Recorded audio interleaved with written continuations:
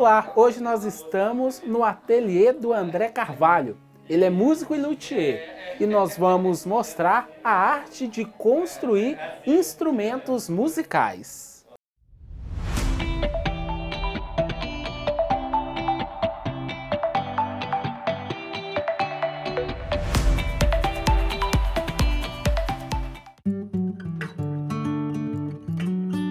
E para falar um pouquinho de música e de instrumento musical, nós estamos no ateliê do André Carvalho, que é músico luthier, que vai contar um pouquinho pra gente como que é esse universo de construir instrumentos, né, André? É mágico. Aqui acontece uma magia, né, pra muita gente, né? André, como é que você começou? Conta pra Bom, gente. eu sou músico de formação, né? Eu sou violonista clássico, tive formação erudita e tal. Mas na minha adolescência eu tive formação em mecânica. Então eu tinha relação com medida, com essas coisas. E durante meu curso superior eu visitava os ateliês, aquele cheiro da madeira foi impregnando, né? E isso, e na minha infância também, meu avô mexia com madeira, que é coisa de roça, sabe? De fazer cama, uma coisa para um, para o outro. E ali acontecia, eu via madeira, sempre tive contato com madeira, né? Então foi acontecendo, assim, quando eu trabalhava com outra coisa, cara. Fui trabalhando no terceiro setor, trabalhando com orquestra de violões, lecionei muito tempo, né? Além de tocar. E aos pouquinhos eu fui começando a comprar madeirinha, outra, fui lendo, pesquisando e fui construindo violão. Quando eu me dei conta, eu já estava fazendo violão e a turma estava gostando já. Como que é o processo? O processo? Da fabricação de um violão, por exemplo? Ótimo. O tampo de um instrumento, que é a parte frontal, que é a parte onde se produz, a maior responsável pela produção de som é o tampo, que é o tampo harmônico aqui. Então, esse tampo aqui é um tampo de cedro canadense. Nós temos outras madeiras para tampo, deixa eu mostrar rapidamente aqui. Esse aqui é o tampo de abeto alemão. O que é o abeto? O abeto é um pinho, né? Só que os nossos pinheiros nacionais que não são muito bons, por causa do nosso clima. O nosso inverno aqui é pouco rigoroso, né? Então lá a gente produz os melhores tampos. Sim. Então esse aqui é o tampo de abeto alemão, então tá diferente de coloração e de sonoridade, que é completamente diferente. Sim. Então a gente na escolha das madeiras, a gente fala que a gente até poético isso, a gente fala que a gente escuta a madeira. A gente toca e realmente a gente escuta a ressonância dessa madeira, nós vamos escolhendo quero ver um X, eu vou escolher uma madeira que vai eu vou primeiramente intuir essas madeiras, de tal forma que essa aqui vai servir para isso. Claro, tem toda uma escolha, o corte da madeira, né? Como que essa madeira se comporta ao toque e tudo mais. Então, para o tampo, a gente usa madeiras de crescimento, árvores de crescimento lento. Já para as laterais e o fundo, aí já é uma árvore de crescimento lento. Por exemplo, aqui nós temos no Brasil a família dos jacarandás, que hoje é proibido por corte, né? Mas a gente ainda consegue algumas peças aí de demolição para a gente poder estar fazendo os instrumentos. Então, a lateral e fundo é feito com madeira de crescimento lento, né? A madeira uma densidade maior também. O braço a gente usa cedro, porque é uma madeira leve com uma grande resistência. O cavalete, que é essa parte, tanto do violão quanto da viola, é muito interessante. É onde distribui aqui as frequências aqui, né? Vai ter o osso aqui em cima depois e vai distribuir. Também é feito de madeira de crescimento lento, tá ok? A escala, que é essa parte frontal, né? Assim, quase que 100% das pessoas pedem pra gente usar o ébano. O ébano é uma madeira africana super pesada, super densa, porque ela não vai sofrer, que você vai a vida inteira tocando aqui, não vai furar, não vai acontecer nada dela, tem uma cor lindíssima, que é bem escura. Né? Mas pode ser feito com essa madeira, a escala? Pode. Tem outras madeiras que acusticamente vai ter a mesma função ali. Então, a primeira questão do violão é a função acústica. As madeiras têm que soar aquilo que a gente quer para subter o resultado final. Outra coisa legal, Léo, eu esqueci de falar aqui, é a roseta. Sim.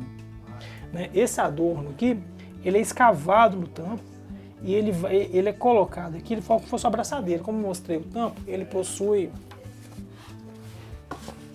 é bipartido. Sim. Então com isso, aqui ó, obrigado. Então com isso a gente junta aqui. Então além dela enfeitar o instrumento, né, ele fica como se fosse uma abraçadeira, que não deixa que essas partes, não evite com que haja uma rachadura surgindo daqui. Tem toda uma questão que é física mesmo, né? Mecânica, né? Mas a gente brinca, né? Tem uma questão espiritual em tudo isso, né? Na construção de um instrumento. Tem todo um ritual, um rito para ser feito. Coisas importantes, acho que muita pouca gente sabe, pouquíssimas pessoas sabem, é que um instrumento, para ser legal, as madeiras têm que ser legais.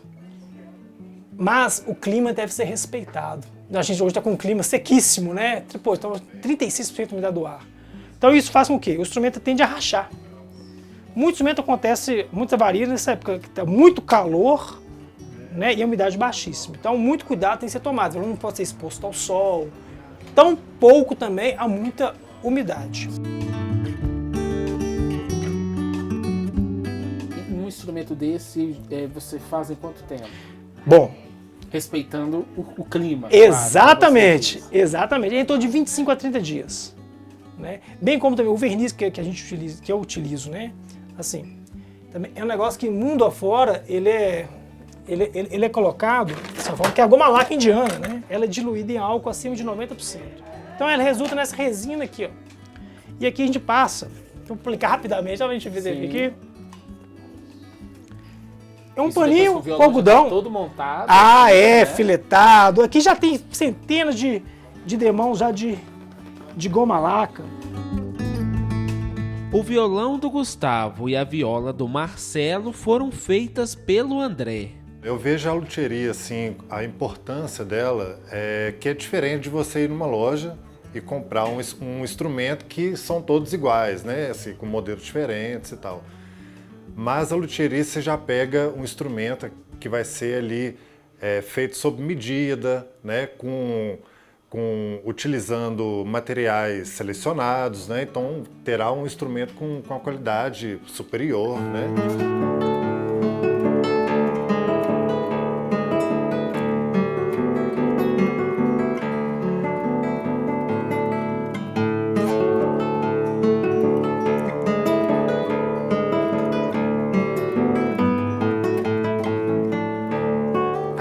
Diferença da viola. O violão, assim, talvez a maior diferença, as dimensões são diferentes, a quantidade de corda é diferente. Então, a gente acaba tendo que dimensionar diferente, as espessuras são completamente diferentes de um violão para suportar as tensões, né? Mas o princípio das madeiras é o mesmo. Crescimento lento, crescimento rápido, um braço que suporte a tensão. Geralmente a viola a gente costuma colocar um tensor de aço aqui no meio, que vai para poder regular, né? A guitarra é muito comum, os violões são muito comuns. Já violão clássico a gente não costuma usar.